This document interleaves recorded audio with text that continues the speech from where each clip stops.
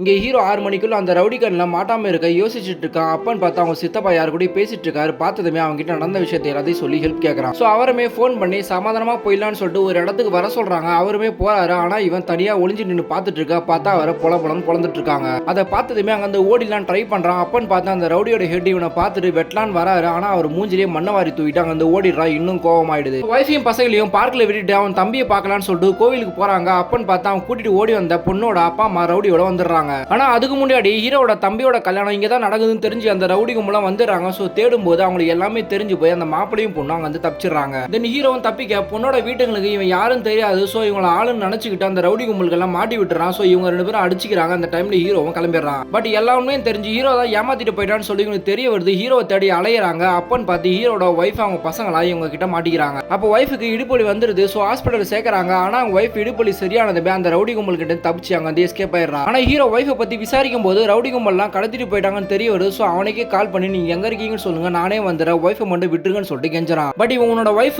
என்கிட்ட இருந்து தப்பிச்சிட்டா, நீ ஏன் இங்க வரத்தாவல, நானே உன்னை தேடி பிடிச்சி கொல்லுவேன்னு சொல்லிட்டு போனை வச்சிடறான். சோ ஹீரோ ஒய்ஃபை தேடி போயிட்டு இருக்கா. அப்பன்னு பார்த்து ஹீரோட ஒய்ஃப் ரோட்ல நடந்து வரும்போது கார் இடிக்கிற மாதிரி வந்து கீழே விழுந்துறான். பார்த்தா இவங்க தம்பி கட்டிக்க போற பொண்ணோட அப்பா அம்மா தான் இங்க வந்திருப்பாங்க. இந்த பொண்ணை பார்த்ததே பிரெக்னன்ட் கூட பார்க்காம இப்படி வண்டி ஓட்டுறேன்னு சொல்லிட்டு அவங்க டிரைவரை திட்டி இவங்களை காப்பாத்தணும்னு சொல்லிட்டு வண்டியிலே ஏத்திட்டு போறாங்க. அப்ப அவங்களை எங்க இறக்கி வேணும்னு கேட்கறாங்க. இவங்களுமே தம்பி கால் பண்ணி கேட்கறாங்க. அவனுமே ரெஜிஸ்டர் ஆபீஸ்ல இருக்குன்னு சொன்னதுமே இவங்களை கூட்டிட்டு அங்கேயே போறாங்க. இவங்களோட பொண்ணை தேடி தான் அலைஞ்சிட்டு இருப்பாங்க. இப்ப இவங்களுக்கே தெரியாம அந்த பொண்ணுக்கு கல்யாணம் நடக்க போற ரெஜிஸ்டர் ஆபீஸுக்கு கூட்டிட்டு போறாங்க.